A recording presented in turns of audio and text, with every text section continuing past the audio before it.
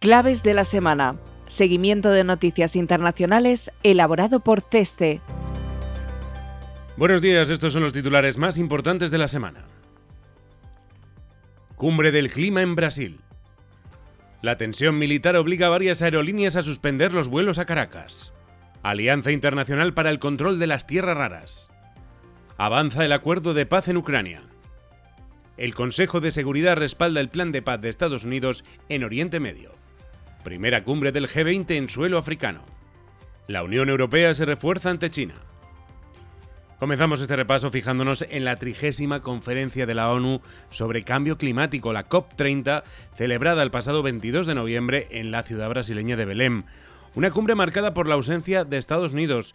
Al igual que ocurrió en anteriores ediciones, la COP30 puso de manifiesto la considerable divergencia entre los países con objetivos climáticos ambiciosos y las economías más dependientes de los combustibles fósiles.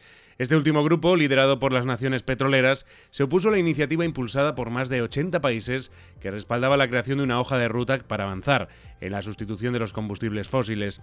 A pesar de que no se logró una de las principales prioridades del país organizador, los más de 200 países participantes alcanzaron acuerdos en otros ámbitos, lo que ha permitido mantener un consenso mínimo.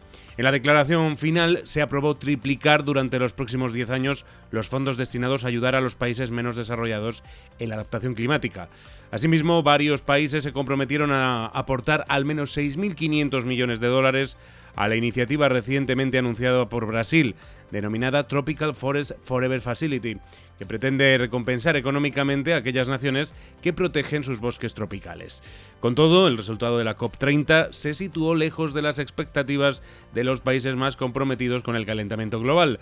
No obstante, al mismo tiempo, puso de manifiesto que el multilateralismo, aunque muy erosionado, no ha desaparecido.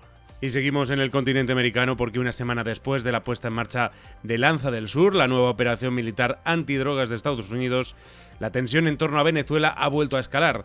La Administración Federal de Aviación de Estados Unidos ha advertido sobre una actividad militar en aumento en el espacio aéreo venezolano, lo que llevó a varias aerolíneas a suspender los vuelos a Caracas. La alerta coincide con nuevas filtraciones sobre una inminente segunda fase de la operación, justo en el momento en que Estados Unidos ha designado formalmente a Nicolás Maduro y a altos cargos de su gobierno como miembros de una organización terrorista internacional, un paso que podría ampliar las opciones militares que Washington dice contemplar, incluidas misiones encubiertas y posibles ataques a infraestructuras vinculadas al denominado Cártel de los Soles. Paralelamente, se han registrado interferencias persistentes en los sistemas de navegación satelital y el gobierno venezolano ha ordenado la movilización de miles de militares y reservistas, que son señales que apuntan a que Caracas se prepara para una escalada. En paralelo, la oposición también ha intensificado su presencia en la escena pública. María Corina Machado reapareció desde la clandestinidad con un manifiesto de libertad, así lo ha denominado, en el que afirma que el país está al borde de una nueva era y reivindica su programa liberal junto a Edmundo González, a la vez que llama a las Fuerzas Armadas a facilitar una transición.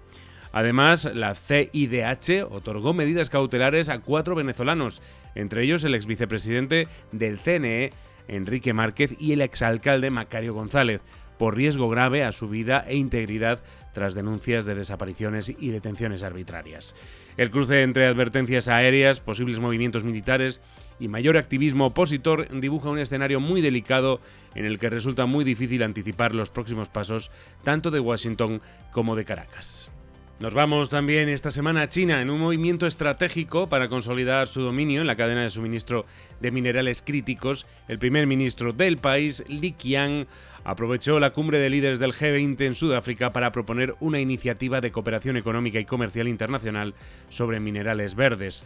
China, que actualmente domina la producción de tierras raras cruciales para la mayoría de tecnologías modernas, busca así estrechar lazos con naciones ricas en recursos y contrarrestar los numerosos acuerdos firmados por Washington en los últimos meses.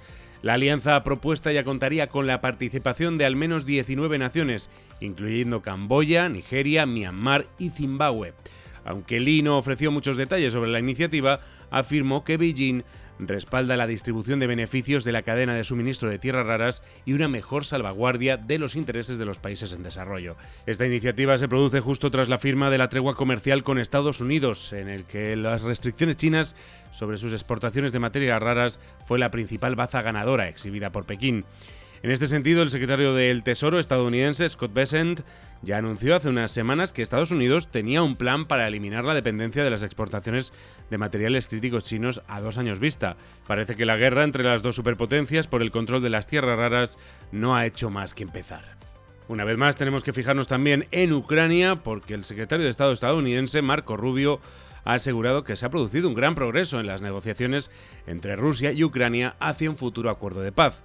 Tras la controvertida propuesta de 28 puntos publicada por Washington la pasada semana, que en realidad era una transcripción de las exigencias de Moscú, las reuniones que han mantenido este fin de semana los negociadores ucranianos, estadounidenses y europeos en Ginebra parece que avanzan en la buena dirección. Pese a que el documento definitivo aún no se ha hecho público, las conversaciones entre las partes están tratando de salvar posiciones irreconciliables en algunos aspectos. La cesión del territorio ucraniano del Donbass, el punto 22 de la propuesta estadounidense, es sin duda la mayor línea roja para Kiev. Con el lento pero progresivo avance de las tropas rusas en el frente de Donetsk, el presidente Donald Trump se ha convencido de que Rusia inevitablemente conseguirá controlar todo el territorio, pese a que no lo ha logrado en 3 años de conflicto. Para Ucrania significaría ceder su línea de defensa compuesta por ciudades como Sloviansk o Druskivka, que han impedido el avance ruso en la región. El territorio abandonado por Ucrania se convertiría en una zona neutral y desmilitarizada, pero en caso de un nuevo ataque ruso en el futuro, las ciudades ucranianas de Dnipro y Zaporilla, ubicadas en el centro del país, quedarían muy expuestas. En teoría, el plan contempla que Ucrania reciba garantías de seguridad fiables, pero se prohíbe su adhesión a la OTAN o el despliegue de tropas por parte de los países de la alianza. Además, la propuesta estadounidense establece que Washington se quedaría con $100.000 millones de los activos rusos congelados en Europa para crear un vehículo de inversión entre Estados Unidos y Ucrania, y otros $100.000 millones se destinarían a la creación de una sociedad de inversión ruso-americana. Y todo ello mientras los 27 habrían presentado su propuesta para el acuerdo de paz sobre la base del plan estadounidense. De acuerdo con las primeras informaciones, el plan europeo contempla garantías de seguridad para Ucrania similares a las del artículo 5 de la OTAN, defensa mutua en caso de ataque, la celebración de elecciones en Ucrania en cuanto se firme el acuerdo de paz o el rechazo a desplegar tropas en el país en tiempo de paz, puntualizando el periodo. Y por último, en lo relacionado con las cesiones territoriales, establece que Ucrania no buscará recuperar sus territorios por la fuerza. El plazo dado por Trump para que Ucrania aceptase su propuesta de paz termina el próximo jueves, día que se celebra Acción de Gracias en Estados Unidos, pero, de acuerdo con las fuentes oficiales, podría estar abierto a ampliar ese plazo. También novedades en el otro gran conflicto bélico mundial. El Consejo de Seguridad de Naciones Unidas aprobó el 17 de noviembre una resolución que respalda el plan de paz para Gaza impulsado por Estados Unidos. 13 países votaron favorablemente, mientras que China y Rusia se abstuvieron. El texto prevé la creación de una fuerza internacional de estabilización cuya misión será proteger a la población civil, asegurar las rutas de ayuda humanitaria y desarmar de forma permanente a los grupos armados no estatales. El plan también incluye la creación de una administración transitoria, denominada Junta de la Paz. Entre otros, este organismo, dirigido por el propio Donald Trump, coordinará la entrega de asistencia humanitaria, facilitará el desarrollo de Gaza y apoyará a un comité tecnocrático de palestinos responsable de las operaciones administrativas y civiles de la franja. El texto también señala que la implementación del plan podría en un futuro dar las condiciones para una vía creíble hacia la autodeterminación y la creación de un Estado palestino. En el comunicado difundido, Hamás ha rechazado la aprobación de la resolución, asegurando que favorece la ocupación israelí y la imposición de un mecanismo de tutela internacional sobre el enclave que ni los palestinos ni los grupos de resistencia aceptan. Por su parte, el primer ministro israelí, Benjamin Netanyahu, señaló que el plan del presidente Trump conducirá a la paz y a la prosperidad porque insiste en la desmilitarización total, el desarme de Gaza y la desradicalización del territorio palestino. Y todo ello mientras Johannesburgo ha sido el primer anfitrión africano de la reunión anual del Grupo de los 20, conformado por entidades políticas, 19 países y 2 organismos internacionales, que reúnen el 66% de la población mundial y el 85% del Producto Bruto Mundial. El boicot de Estados Unidos, que se negó a enviar a ningún representante, decisión enmarcada en la contienda diplomática que Washington y Pretoria han librado durante el último año, y la ausencia de los líderes, los representantes de primer nivel de Rusia, México, Argentina o Arabia Saudí, son la última muestra de la fractura creciente del multilateralismo y las estructuras de coordinación y cooperación internacional. Estas ausencias amenazaban con ser un obstáculo insalvable para seguir adelante con la agenda, incluida la publicación de una declaración común del G20, que es una tradición que no se ha incumplido en ninguna de las 19 cumbres previas. No obstante, el presidente sudafricano Cyril Ramaphosa, respaldado por muchos otros miembros, entre ellos la Unión Europea, decidieron, pese a todo, finalizar la reunión con la emisión de una declaración conjunta. El documento, si bien desprovisto de grandes compromisos políticos, incluía referencias a que los estados deben abstenerse de recurrir a la fuerza para conseguir adquisiciones territoriales contra la integridad y la soberanía de otros. Ahora, Sudáfrica debe pasar el testigo a Estados Unidos, que será presidente rotatorio del grupo durante el próximo año 2026. Y finalizamos este repaso en Europa. La Comisión presentará la próxima semana una serie de propuestas para proteger su debilitada base industrial frente a China. Los 27 contemplan endurecer sus normas sobre inversión extranjera para garantizar que las empresas chinas no se beneficien de la apertura del mercado único.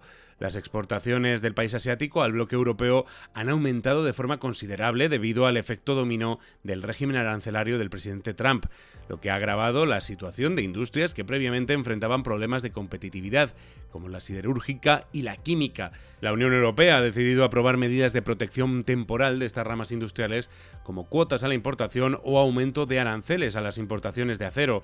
La oleada de proyectos industriales chinos en Europa está alimentando la preocupación de que Pekín esté fomentando la dependencia europea de su fabricación de alta gama con el fin de aumentar su influencia geopolítica.